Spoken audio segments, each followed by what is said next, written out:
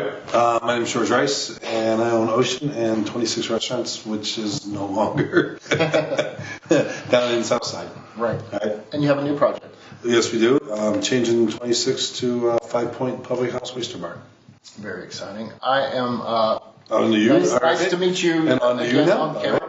I'm Brian Teasley. I was one of the founders of Bottletree, and I have two new ventures: the Saturn, which is a music venue, and an adjacent space called the Satellite, which is a coffee shop and a cocktail bar at night. So cool. Yeah. Well, I wanted to kind of find out, and not really having known you or anything, but Bottletree was such a cool place. What kind of got you going with that? Well, I had toured in bands for a long time and kind of, played in 40 countries and lived in some different cities. And when Marilee, Chalice, and I were starting the place, we just kind of wanted to do something that we felt like would be a place that we wanted to go to, right. And that had some vegetarian options, that had cutting edge music, and so we just kind of created what we thought there was a void, and we mainly created it for us with the hopes that there may be 5 other people that will appreciate it. And it was really nice that it touched a lot of people in a lot of ways. So. Oh, good deal. That's really cool because I'd always wanted to know, but a musician too. Yeah. Damn, yeah. I wish I could do that. I can't play music for shit. I've done it sometimes to the point of no return.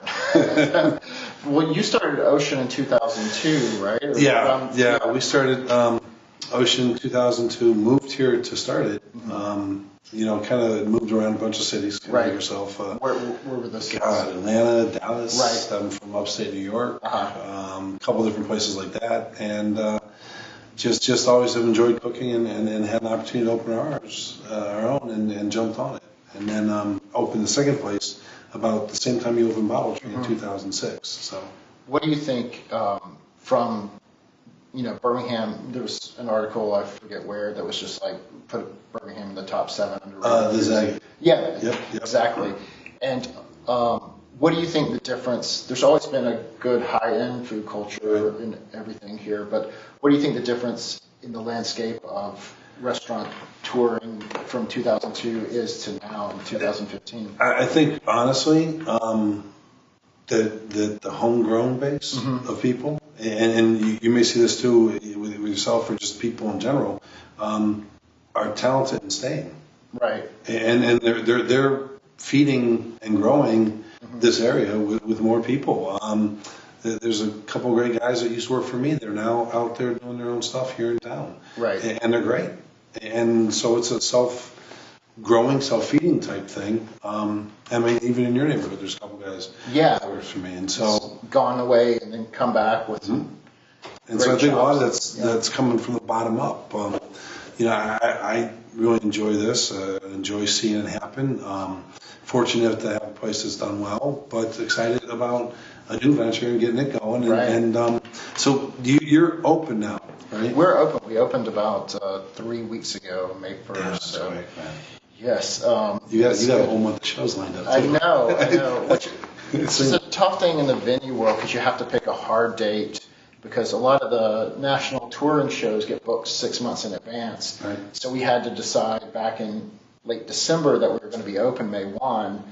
And if we didn't hit that, then it was going to be a nightmare. So it was a lot of pressure. Like, you can't really do a soft opening with a venue. No, I wouldn't think you could. So yeah, it's good to finally be open and cool. have people in there and seeing smiles on people's faces and hearing music. Well, it's funny. You asked me the same question, and just out of curiosity from yourself about the growth of this area, food-wise, culinary-wise. And I think we were talking a little earlier. How long have you been in Birmingham, and what have you seen? I lived here till I was like 18, and kind of shot out like a rocket.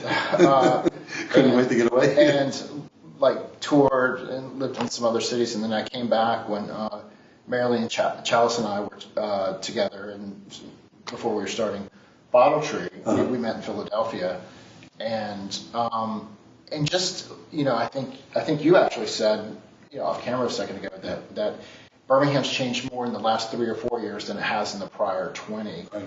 I really believe that. I mean, because so many things have pushed it to that edge where it's like once somebody jumps in the pool, everybody's like, oh, okay, the water's okay. And I think more and more people are doing that. And like you said, people are staying here as opposed to leaving, and we're keeping our own talent, which I know is great when you're because the restaurant industry can be pretty transient, right, as far as employees and stuff. No. But you experience, you experience that too. Yeah. I would think that kind of played in at Bottletree a little bit too, and hopefully not already with your new place it hasn't played into it.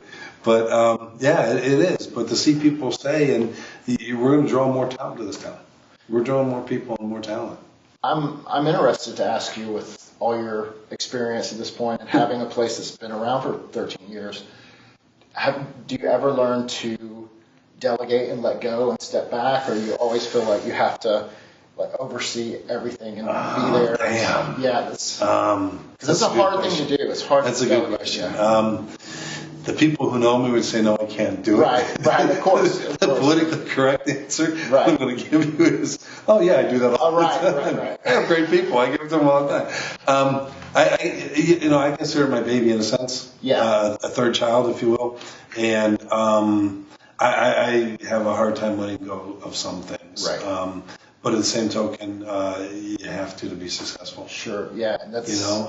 You've got to probably want to keep your arms around everything right now, or yeah.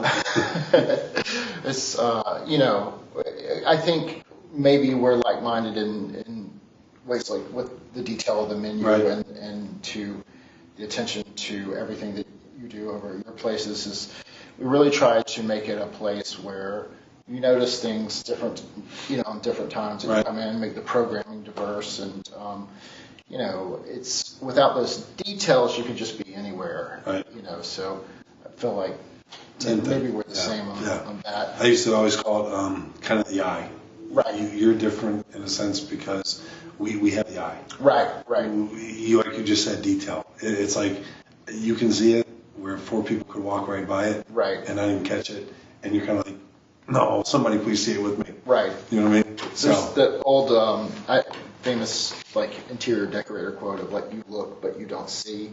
A lot, because certain people can just look at everything but not see And I don't know if you have this problem when you go into other places, but all the time. But I go into places sometimes oh, there's dust on their pendants. I wonder if there's dust on our pendants right now. And I go back the next day and clean up. It's hard not to be critical of when you're so inside that world, It's funny.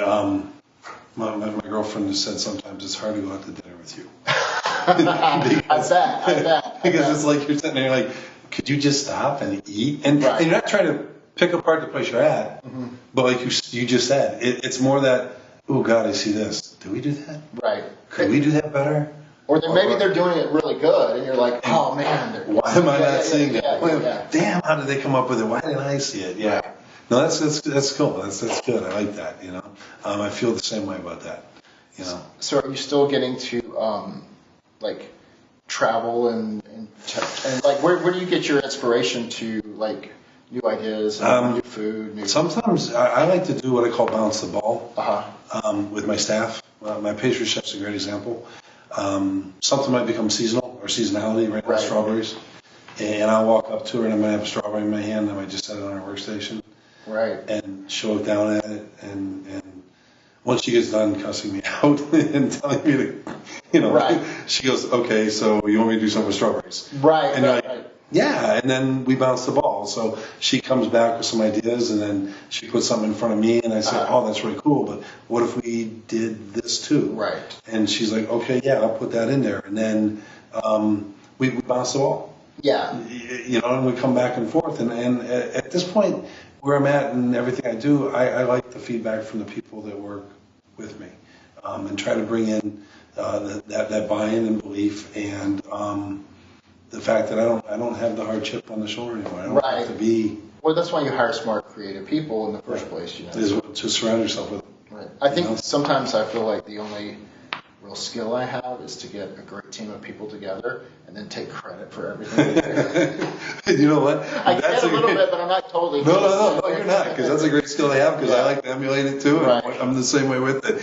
Because if you get great people, your job's easier, and they see the same things you see. Right. And they look at it, and they start to take investment in your business. So, but it's wild. And, you know, I have not been in yet. I've seen the list of shows you've had. You've got so many lined up already.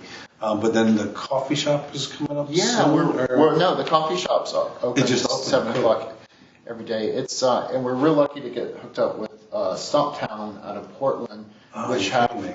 they do direct trade, like one step beyond fair trade, and Right. like really amazingly ethical people with the way they do their business. And Baking Bandits, which is right down the street from us, who won a Raven Award and a bunch of Right. stuff in town, do all our pastries. So it's nice to have our connection with, Well- outside of Birmingham with the coffee, and then 40 yards Inside. away with the, That's cool. so. Well, and I'm down the street, so I got to stop in. I was Please waiting do. for it because I live in real close, and like that area of town. Right. I really do. I've always liked this kind of downtown area. I've lived downtown or out there since about '09. Right. And I've enjoyed it. So, and you're living in this area too? I live, for better or worse, I live about 100 yards from work, which the other night a band needed an iron to iron a suit or something, and somebody's like, hey, can you go home and get an iron?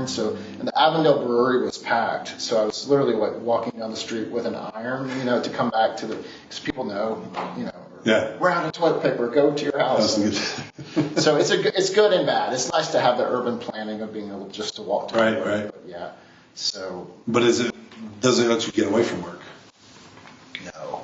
That was the question I had. Yeah. Yeah, I'm sorry. Yeah. I thought about living close to work. Right. There has to be It's that. nice to have that buffer, I think. Right.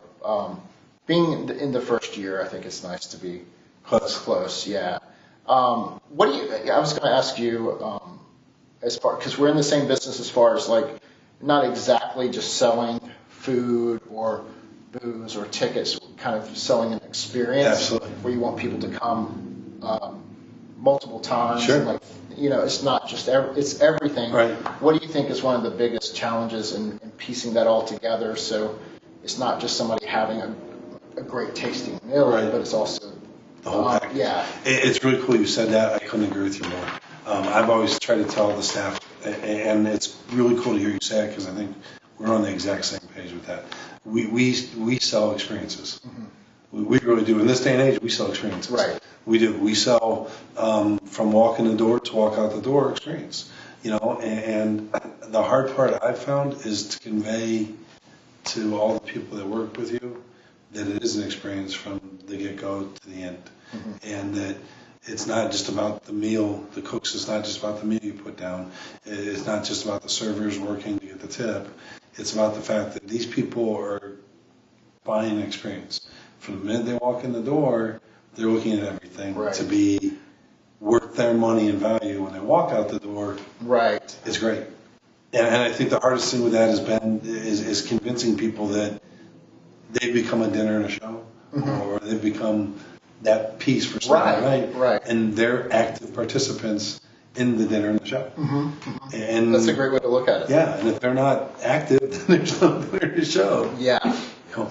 Well, I just wanted to say thanks for sitting down and talking. I really appreciate meeting you. No, I never had a chance to meet you before. It's great. Great. And I feel like I learned something. Well, good. Yeah, I I'm can't going to wait. steal some of your secrets. They're not that secret. Dude. They're not that secret. I'll give them to you for Right. a cup of coffee Okay. from your place. Done. All right. It's a done deal. But please come on in, and I'd love to stop by and see you. Yeah. Because this should happen more. Yeah. You know, what I mean, people in our business need to communicate more and get together more. No. So, keep fostering what we got here. Right. Well, now we're friends. Good deal. All right. Awesome.